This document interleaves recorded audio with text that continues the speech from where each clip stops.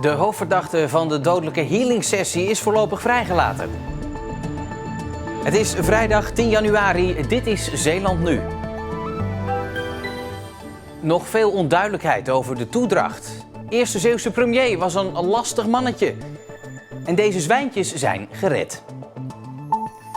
Dames en heren, goedenavond. Een grote tragedie die niemand heeft gewild. Zo omschreef de advocaat van de verdachte wat er zich in september afspeelde op de Ibago Farm in IJsendijke, waarbij een healingsessie een 34-jarige man om het leven kwam. Maar er zijn ook nog een hoop vragen. Vandaag was de eerste proforma-zitting bij de rechtbank. Straks gaan we naar verslaggever Mercy Kamermans, maar eerst de gebeurtenissen nog even op een rij. In de nacht van 24 op 25 september komt rond 3 uur een auto aanrijden bij het ziekenhuis in Oostburg. Er wordt een man binnengebracht die er slecht aan toe is. Na reanimatie wordt het slachtoffer met een traumahelikopter naar Gent gebracht. Daar overlijdt hij. Al snel blijkt dat het slachtoffer onwel is geworden na een healingsessie in IJsendijke, waarbij hallucinerende middelen gebruikt zijn. Het gaat om een 34-jarige man uit Oudewater die een meerdaagse spirituele ceremonie volgde. De politie houdt 3 verdachten aan wegens betrokkenheid bij de dood van de man. Eén van hen, een bezoeker van de healingsessie, is inmiddels geen verdachte meer, maar getuige. De 2 mannen die samen Iboga Farm runnen, worden verdacht van doodslag. Het is echter de vraag of het slachtoffer overleed door de geestverruimende middelen tijdens de sessie of door de cocaïne die hij tegen het advies in voor de ceremonie nam of door geweld. Uit sectie op het lichaam is namelijk ook gebleken dat de man tegen de grond is gedrukt en dat zijn nek is afgeklemd toen hij in bedwang moest worden gehouden omdat hij flipte. We gaan naar de rechtbank, naar verslaggever Mercy Kamermans. Mercy, is het nou echt een noodlottig ongeval of kun je de verdachte toch nog wel iets verwijten? Nou, sowieso is het echt een hele ongelukkige samenloop van omstandigheden wat hier gebeurd is. Maar er is ook zeker wel sprake van schuld. Het is zo dat de 2 eigenaren van Ibago Farm die worden verdacht van doodslag. Dat is een vrij zware verdenking en het is ook de vraag of dat bewezen kan worden. In elk geval hebben ze, ondanks al hun goede bedoelingen om mensen te helpen en meer inzichten te geven in het leven, wel mensen blootgesteld aan geestverruimende middelen die gewoon simpelweg verboden zijn. Zoals bijvoorbeeld die ayahuasca. Er zijn ook sporen van drugs gevonden in het lichaam van het slachtoffer. Hoe zit dat dan precies? Klopt, ja. Uit het voorlopige sectierapport blijkt dat de man cocaïne heeft gebruikt, want dat is dus in zijn lichaam gevonden. Het is zelfs zo dat de man die mee wou doen aan die sessie eerder geweigerd is, omdat hij dus binnen 24 uur voordat hij aan die sessie begon drugs had gebruikt. En dat mag absoluut niet van Iboga Farm. Later is hij teruggekomen en heeft hij dus gezegd dat hij dat de laatste 24 uur niet gedaan had. En of dat waar is, dat weten we niet. Of dat het gewoon nog van langere tijd geleden nog in zijn lichaam zat. Iets wat wel nu bekend is dat de hoofdverdachte, net als de andere verdachten, de rest van het proces in vrijheid mag afwachten. Waarom eigenlijk? Ja, dat heeft ermee te maken dat de onderzoeken die nog lopen nog lang gaan duren. Waarschijnlijk is de inhoudelijke behandeling van deze zaak pas in de zomer. Dus dat gaat nog een maand of 8 duren. En zo lang hoeft hij dus niet meer in de cel te blijven. Nou, dit tot grote opluchting natuurlijk van de verdachte zelf en ook van zijn familie. En wat ik ook heel bijzonder vond, is dat de familie van de verdachte op het einde van de zitting naar de familie van het slachtoffer toeging en dat ze elkaar omhelsden. En daaruit blijkt ook wel dat ook de familie van het slachtoffer geen wrok of haat koestert, maar vooral intens verdrietig is om het hele gebeuren. De volgende zitting in deze zaak is op 7 april. Mercy, jij blijft dat natuurlijk voor ons volgen. Dank je wel. Postbezorgers van Cent zijn bezig aan hun laatste ronde. Het bedrijf is overgenomen door PostNL. Dirk Kamminga uit SAS van Gent heeft, net als duizenden andere medewerkers van Cent, een aanbod gehad van PostNL, ook bij hun te komen werken. Maar hij kan de nieuwe werktijden niet combineren met zijn eigen bedrijfje. Jammer, want hij hield van zijn bijbaantje. Ja, echt schitterend werk. Ja, ik heb elke dag genoten. Elke dinsdag en elke vrijdag als ik de post ging rondbezorgen, was voor mij een soort training. Hè? Even eruit, lekker vroeg in de ochtend de post bezorgen. Ja. Kent u veel collega's die ook de dupe zijn? Ja. Ja, mensen die hier in deze regio de post lopen, die kom je ook wel eens tegen. En dan vraag je wel eens, ga je ook over naar PostNL? Die zegt, nee, het zit er voor mij niet in. Ik mis gewoon mijn vrijheid. Ik kan het niet inplannen in mijn dagdelen en dat soort dingen. Ja. Meer dan de helft van alle centmedewerkers gaat zoals het er nu naar uitziet niet over naar PostNL. We merken in deze maatschappij is eigenlijk dat er zoveel versteend is en dat eigenlijk de biodiversiteit eigenlijk steeds minder wordt. En daarom gingen vanmiddag bij de lichtboei in Westkapelle de tegels eruit en de plantjes erin.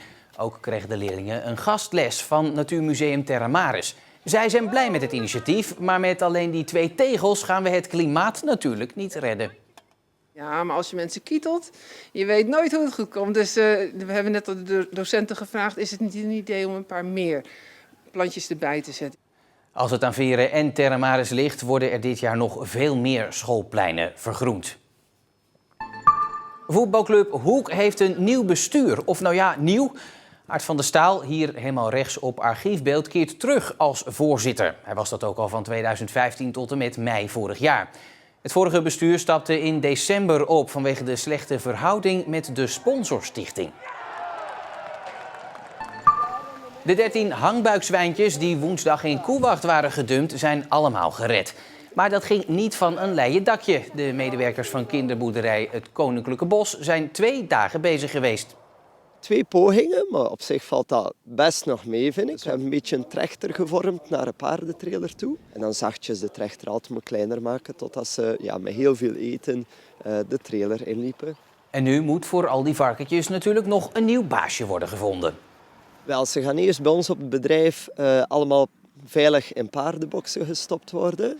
En dan gaan we al onze sociale netwerken aanspreken, sociale media aanspreken, om ze zo snel mogelijk nieuwe eigenaars te vinden voor al die lieve varkentjes.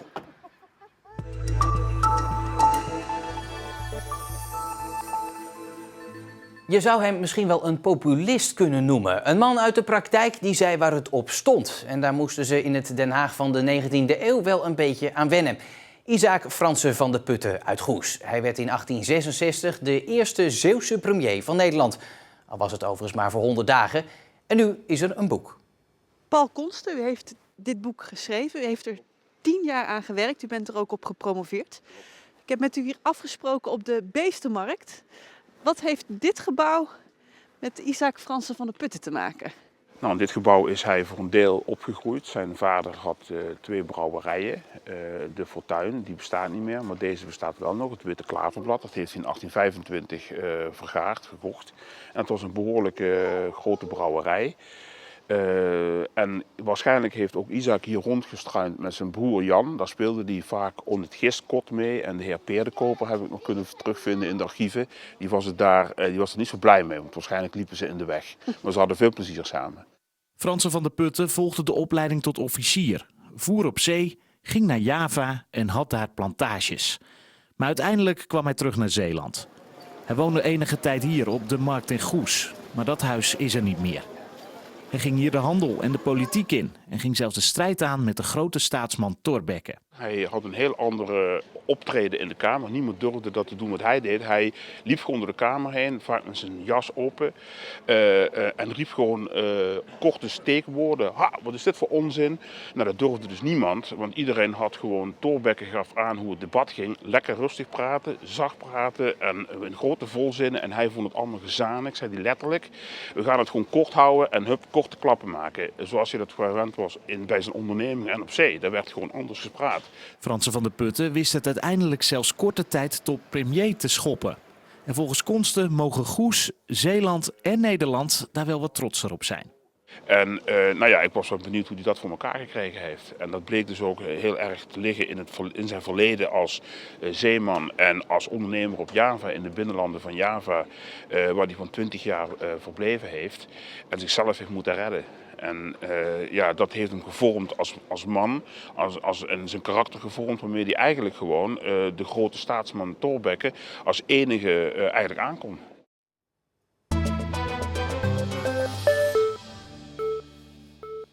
De 5 Beverlandse gemeenten hebben vorig jaar meer vluchtelingen met een verblijfsvergunning aan werk geholpen dan verwacht.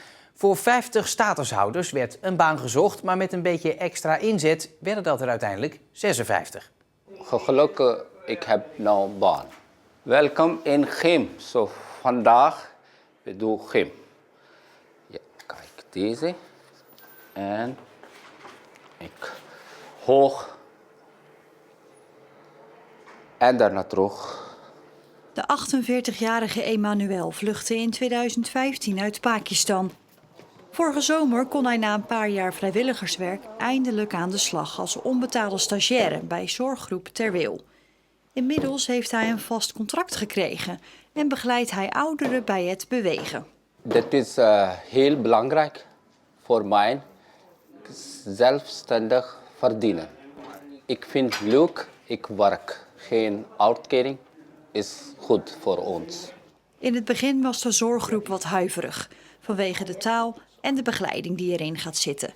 Maar na een paar weken merkten ze al dat ze hem niet meer kwijt wilden. Dus we hebben er alles voor gedaan om hem een baan te kunnen geven binnen Ter Wil. Er was geen functie, maar we merkten wel dat hij heel goed was in het bewegen, het laten bewegen van de cliënten, 1-op-1 contact met de cliënten. Je merkt het ook, de cliënten zijn blij met hem, ze kunnen wat meer aandacht krijgen, dus we zijn eigenlijk heel blij met hem. Nou, fietsen. Ja. Zo is voor 5 minuten fietsen. Zo. Eerst hebben we aan mijn kanten moeten wennen. Want wij konden eerst hem niet goed verstaan. En hij kon ons niet begrijpen dat dat goed indenken kan. En nu gaat het prima, echt leuk. Emmanuel is een van de 56 statushouders die vorig jaar aan een baan is geholpen. De gemeenschappelijke regeling de Bevelanden, het samenwerkingsverband van de 5 Bevelandse gemeenten, heeft mede door een subsidie van de provincie het afgelopen jaar extra ingezet op die statushouders. 3 jobhunters gingen aan de slag. Nou, we wisten dat het niet heel makkelijk zou zijn. Zeeland is natuurlijk al niet heel groot. Werkgevers stonden niet altijd te springen. Uiteindelijk vind ik dat het heel erg meegevallen is. En denk ik dat we gewoon met z'n allen een heel mooi resultaat hebben behaald. Het doel was namelijk om minstens 50 statushouders aan werk te helpen. En dat is dus gelukt. Een belangrijk onderwerp is duurzame plaatsing. Maar mensen voor een langere tijd ergens onderbrengen is niet altijd gelukt. Dat kan aan de statushouder zelf liggen. Je zit natuurlijk ook met seizoensarbeid, zowel in de mossel als in de horeca. Dat het soms gewoon ophoudt. 9, goed zo. En laatste 10, goed zo. Na pauze. Ik werk hier, ik blijf hier. En ook misschien opleiding in de toekomst. En daarna goed voor mij. Goed voor cliënten, goed voor mensen. En mevrouw Bal, die vindt het wel gezellig zo. Ik ben ook wel een beetje op leeftijd. Zouden we niet samen.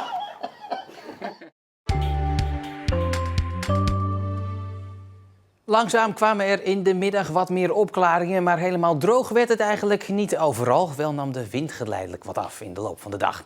Morgen dan is er vrij veel bewolking met vooral in de ochtend nog eventueel kans op wat zon. Tot ongeveer 8 graden bij een matige tot vrij krachtige zuidwestenwind. En het is vrijdag, dus zometeen is het weer tijd voor terugkieken. Omdat je hier een badhuis had, had je uiteindelijk niet meer dan een soort bruinzeelkeukentje. Dat was zo'n bak met zo'n gordijntje en links en rechts een kastje en 2 bovenkastjes. Ja, je kan het je gewoon niet meer voorstellen dat dat zo was. Lang vervlogen tijden. Na terugkieken volgt natuurlijk nog het uitgebreide weerbericht van Jules Gernaert. En ik wens u voor nu alvast een heel fijn weekend.